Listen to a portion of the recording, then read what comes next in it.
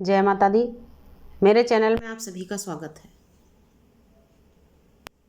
आप सभी लोग अपने घर में खुशहाल हैं, सुरक्षित हैं और खुश हैं, ऐसी उम्मीद करती हूँ।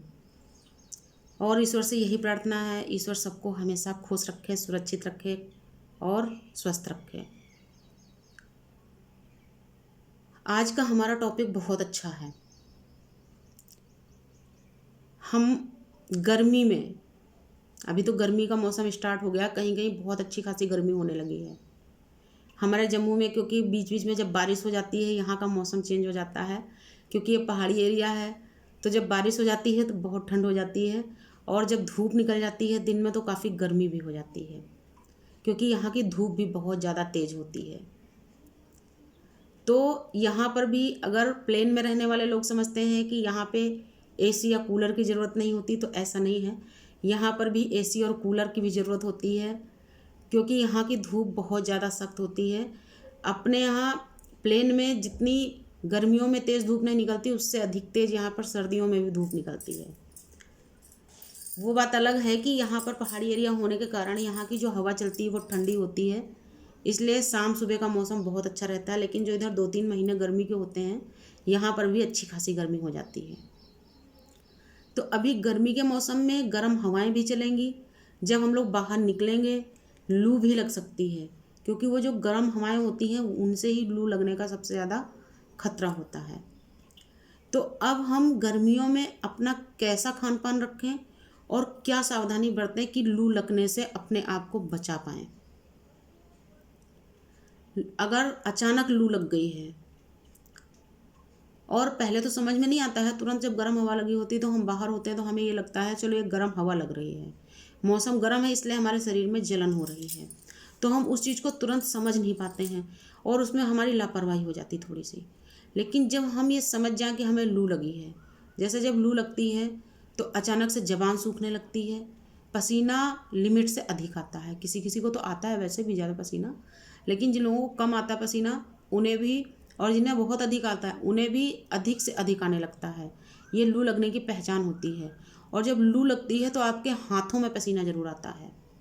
हाथ की जो हथेलियाँ होती हैं ये भी पसीजने लगती हैं, इनमें भी आपको पानी सा महसूस होता है, आप समझ जाएंगे कि पसीना आ रहा है। उसके अलावा जो हमारे हाथ होते हैं, हाथों में हमारे पसीना बहुत आता है, तो वो लू लगने का एक सबसे मेन लक्षण होता है।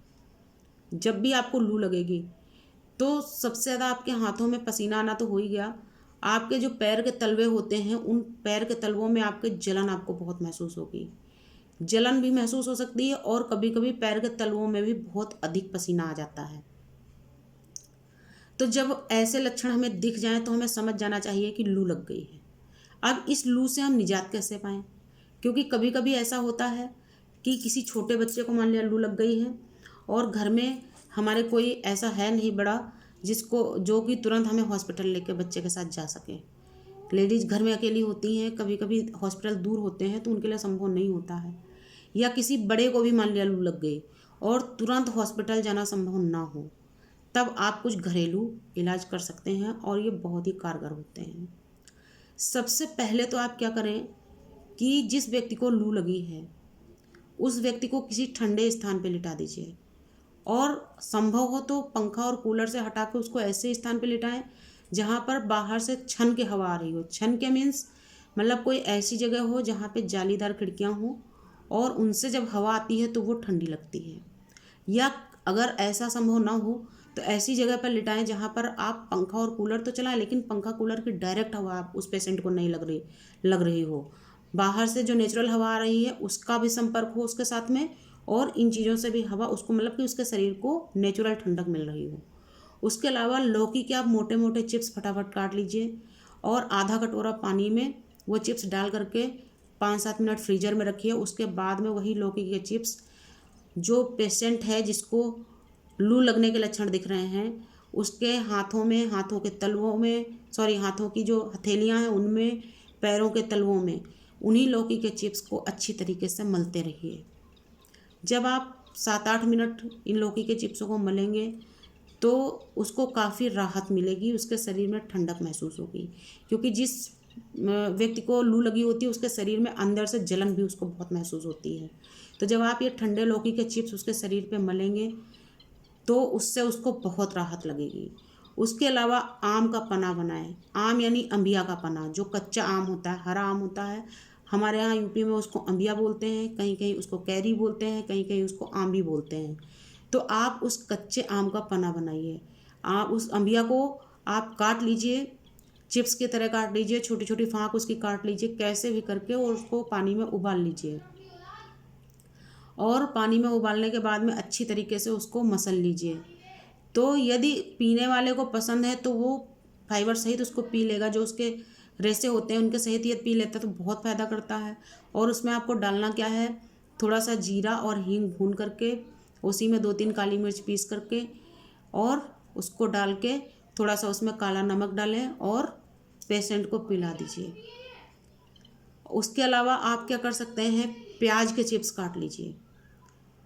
प्याज के चिप्स काट करके वो भी हाथ पैरों में आप मल सकते हैं और प्याज का रस निकाल लीजिए। कद्दूकस करके प्याज का रस निकाल लीजिए। और अगर बहुत भयंकर लू लगी है तो उसमें 2 चम्मच प्याज का रस पीने के लिए दीजिए। ऐसे व्यक्ति को जिससे लू लगी हुई महसूस हो रही है, उसको 2 चम्मच प्याज का रस आप पिलाइए। आप देखेंगे बहुत जल्दी उसको राहत महसूस होगी। और जिस व्यक्ति को लू लगी है उसको ये चीज़ें लगभग हफ्ते भर तक रोज़ देनी है, दिन में 2 से 3 बार देनी है, ताकि पूरी तरीके से वो स्वस्थ हो जाए।